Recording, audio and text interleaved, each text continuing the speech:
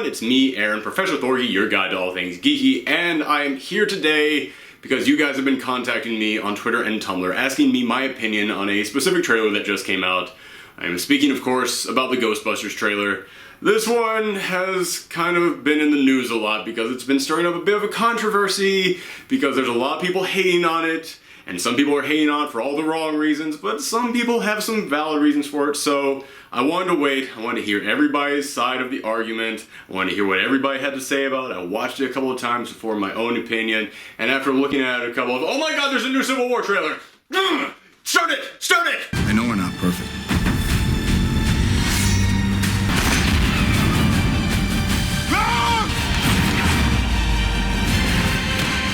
Final warning. I could do this all day. Whoo! Whoo! Whoo! Oh, that trailer. Oh, that trailer. Oh, okay. Gotta be professional. Gotta focus on this. Just Oh, that trailer. Oh, gotta loosen up here. Okay. I can't do it. I can't have a civilized discussion about that trailer just yet. I have to get it all on my system first. Okay, bear with me here a second, guys. I just gotta get this on my system real quick. I can't fully celebrate this trailer from that camera angle, so I hope you guys understand. So you guys want to know my feelings about the Civil War trailer? My feelings about the Civil War trailer are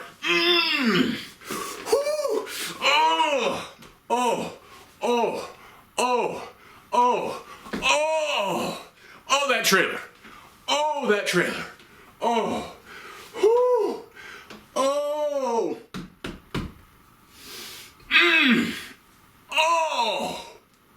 Oh.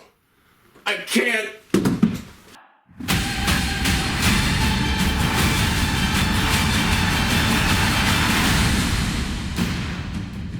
Okay, let's go ahead and have an actual honest discussion about this trailer. This trailer, it didn't really give us a lot new from that previous trailer, except for one thing in particular, but it gave us more. I already loved that first trailer. I thought it was excellent. And this one just came in and went, listen, we're not giving you any extra information, which is actually fine by me because they don't need to. It's the two sides going at each other.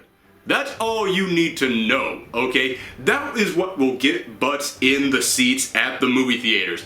This is what my biggest problem was with that third or fourth or whatever the heck that Batman vs. Superman trailer was with Doomsday in it. It's that they were like, okay, we gotta put out there some new information to get people talking. It's like, it's Batman vs. Superman. We're already going to the movie. Keep as much stuff secret as you can. We already know what we need to know to go to this movie. But this trailer right here, this trailer fully realized Cap, Iron Man, going at whose side are you on? That's all you need to know to bring in the audience. What you need to do now is just create a trailer that takes that and amps it up so much more so that people will talk about it. People will just start talking about it nonstop because in the day of the internet, you don't really need to have posters all over the place or great TV spots. You just need a really damn good trailer that will get everyone online going, are you hyped for this? I'm hyped for this. Are you hyped for this? We're all going. Are you going with us? Okay, because we'll buy you a ticket. Come on, we gotta go and see this thing.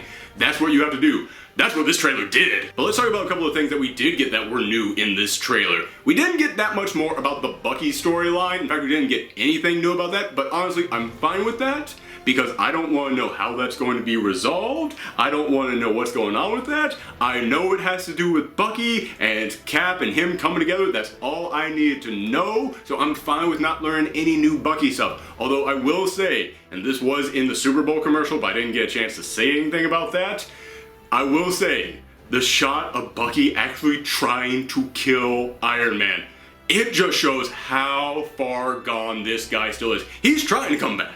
And God bless him, he is trying. But man, that programming runs deep. And the look on Tony's face of, oh my god, you're not like the other guys. You might be palling around with Cap and all of his buddies, but you're an actual murderer. You just tried to shoot me in the face. That look to me tells me everything that I need to know about the tension that is going to be between Cap and Iron Man. Cap wants to protect the guy who just tried to shoot Iron Man in the face. I understand the rift that is forming between these guys. We also see the giant prison coming out of the ocean. That is definitely going to be Prison 42, which in the Civil War comics, Prison 42 was where they kept all the heroes who weren't willing to register, and it was in the negative zone, but the Marvel Cinematic Universe doesn't own the negative zone, so they put it under the ocean. That's a pretty damn good place to put a supervillain prison. By the way, not to tease any of the other shows on this channel, but as I was watching this, I looked at that prison, and I started to realize this might not have told us a lot about the story or what's going to happen, which is great, but I started to put together a theory about what might happen in here and what other characters might appear in this film. I won't get into it now because then it would be the rest of this entire episode. But I am going to have a Thorgi's Theory episode coming up later this week, probably even this weekend. And if you guys have watched my other Thorgi's Theories episodes all about trailers, you know I can pull a whole lot of crazy theories off of just a little tiny glimmer in a trailer. So look forward to that. But okay, that's basically all the new information that this trailer gave us. Aside from that one thing, which I will cover at the end. But we did get to see a ton of awesome superhero team-up combo versus action scenes, one after the other. And I'm just gonna run down a couple of my favorites. First off, Black Panther. You guys know I love Black Panther. After that first trailer, when he popped up, I flipped the fudge out. And I did it again at this one because after seeing that first one, I went, okay, he looks awesome. He looks badass.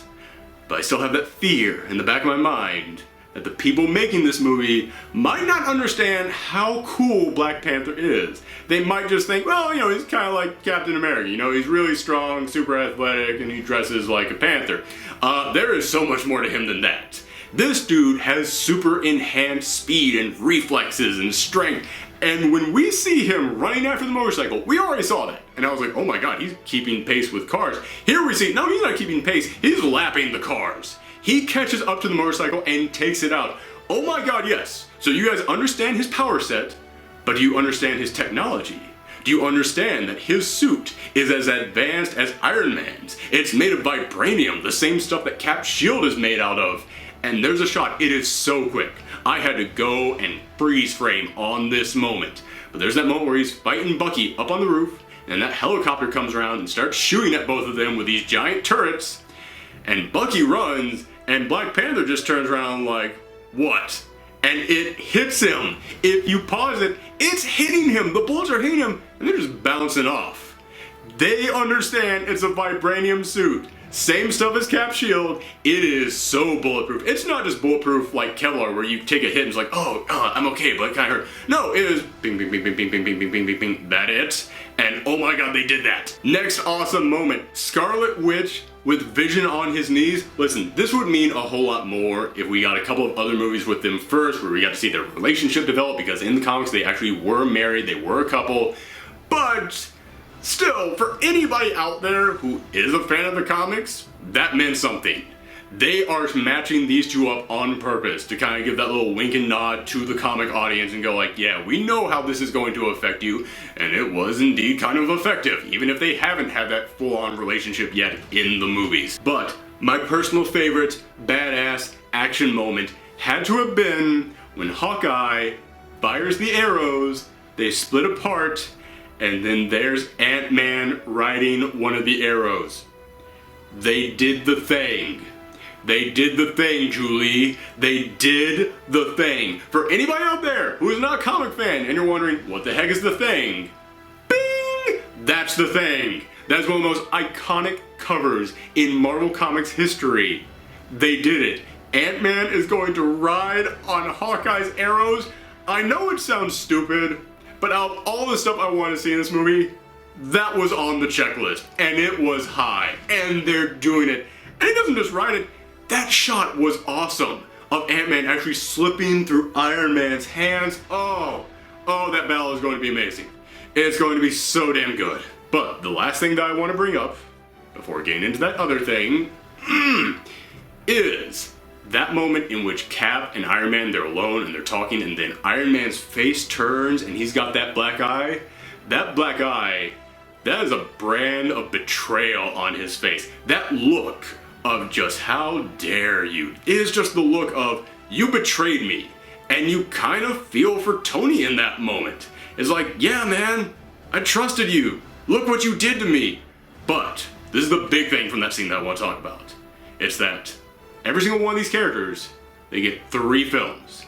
Iron Man had 3 films, Thor's going to have 3 films, and Cap only has 3 films. This is Captain America's final film. And Cap getting his ass kicked by Iron Man and goes, I can do this all day. Oh my god. First off, just from a storytelling point of view, the way that that brings his entire arc full circle. Oh, goddamn, that is so good. It is so freaking good. But also, it made me feel for him. That was a really emotional moment, and I don't know if I should spoil how Civil War in the comics ended. Screw it, it's been 10 years and he's come back since then. Civil War in the comics ended with Cap dying. That's how that ended. So that moment of Cap in this trailer saying, I can do this all day.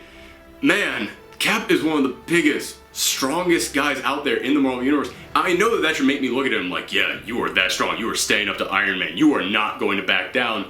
However, he always said that right before getting his ass handed to him. And yeah, it made me look at this and think about how this is his final movie and how it ended for him in the comics. I'm not saying he's going to die. I'm just saying this might not actually end well for Cap. He might go to that prison. He might be left without an identity. He might go the nomad route in which he's like, I'm done being Captain America after this. Man, I don't know what's going to happen. And that makes me so want to see this even more. But let's go ahead and get into it. The thing that I've been building to this whole time, Spidey. Spidey jumping in there at the end.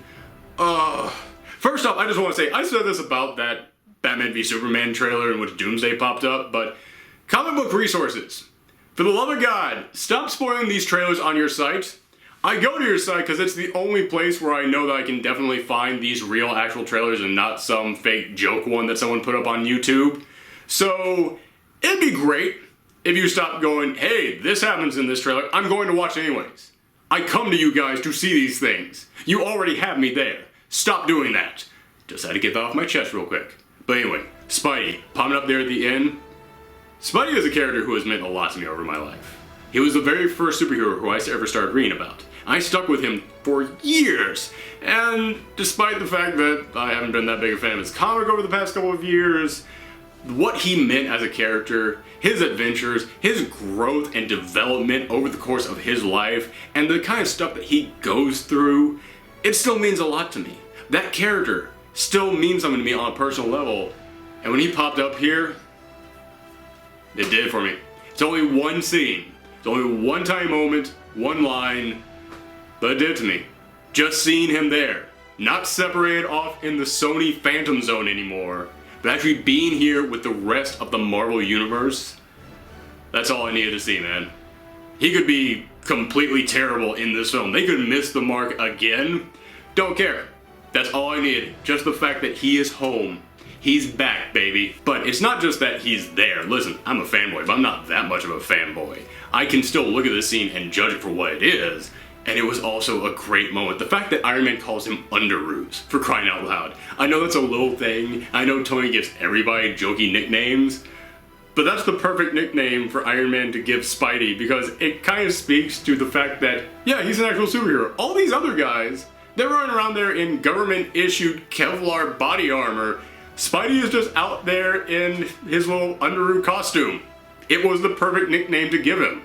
And him coming in here, first off, the thwip sound effect, I'm so glad that they kept the thwip sound effect from the old Sony films, because despite the way I feel about those Sony films, they at least got that right. That thwip sound effect is correct. And he comes in, and he lands, holding Cap's shield, which first off, if anybody out there is a part of the Marvel Collector Corps, you know that's the secret pop they're going to give us in April. You know that, right? It has to be. Him holding the Cap shield, oh, I'm looking forward to it so much. But anyway, the way that he lands and we see the costume, and the costume is indeed different, and I'll admit, I will always hold on to the ultra classic costume, the one that looks exactly like in the comics, This one is 90% the one from the costume, and I don't mind any of the changes that they made. I have heard so many people throughout the day online complaining about this costume because it's the internet and people are just going to complain, and I would argue with you guys right now, but I've been talking for a long time and it's late when I'm recording this. My neighbors are trying to sleep, so I don't really want to get into it, so instead I will just put all of my arguments for you right here in text form. Shut the f*** up, Donnie. Thank you. And Spidey has always had very expressive eyes. His eyes actually shifted and changed, and they could never do that in the movies because I guess they thought it would look too cartoony or they couldn't think of a way to do it. Deadpool found a way to do it. Why can't Spider-Man? But his eyes actually changed during it. I know this is such a geeky thing to be happy about. I love that they are finally giving Spidey his expressive eyes. That was always a big thing about his costume, is that, yeah, you could read his mood by the way that his eyes looked, and if you listen to it, his eyes actually make a little mechanical when they move, so it's actually a machine. It's not just they're animating his eyes moving around. This is actually part of his costume, and at first I didn't know how to feel about it, but then I thought about, that will actually lead to probably some great moments. Like, I know that sounds stupid, but just hear me out. The Marvel films, they always are kind of jokey. They do always throw in a few humorous moments here and there. I can see a great awkward moment coming up, followed by a silence, and then Spidey's eyelid just kind of like raising an eyebrow, and you hear the breaking the silence, and the audiences will laugh hysterically at it. That, you can do a lot with that little tiny sound effect. Listen, I'm geeking out too much about a small thing right here. Let's go into the other thing about this. When he comes in, Spidey is known for making jokes, for cracking wise, and he didn't come in with a joke on this. He didn't. All he said was, "Hey everybody," which I love. I am so happy that they did that, and I'll tell you why. Because, listen, yes, I want the adult Spidey. I want adult Spidey in the Marvel Cinematic Universe, but they're not giving that to us, so I just have to judge it for what they're giving us, and they're giving us Kid Spider-Man again. But here's the thing. Kid Spider-Man loves Iron Man. Kid Spider-Man loves Captain America. He looks up to all these heroes. That was always the thing about him when he was a little kid. So, him coming in there, and all he can say is, "Hey everybody," you could feel the sweat dripping down his face inside that mask. It's like, okay, there's Cap, there's Iron Man, just be cool, Pete, just be cool, don't screw up. Oh my god, you're holding Captain America's shield. Like, that's what that, "Hey everybody," said to me. I know I might be reading too much into it, but that's what it said to me. But also, let's be honest, that wasn't just for Iron Man, that wasn't just for Cap, that was for the audience. He was speaking to the audience in that moment. That moment, and just that, "Hey everybody," that was meant for the people in the seats. And it's like, I'm back, I'm here, not a dream, not a made up story, not a fantasy, I'm real. I'm standing right here in the Marvel Cinematic Universe. Oh god, it was so good. Okay, there you go. There are my thoughts about the Civil War trailer. Let me know your thoughts and comments down below. As I said, I have a Thorgi's theory about who might be showing up in this movie as well, coming up later this weekend. So tune in for that, as well as the Batman v Superman one. So yeah, I've got a lot of theory videos coming up this weekend. But thank you guys very much for tuning in. Make sure that you come back next time. Make sure that you hit that subscribe. Make sure you share this all around the web. I'm too happy to give you all the plugs, so you know what to do. Thanks everybody. Come back next time. Spidey's back.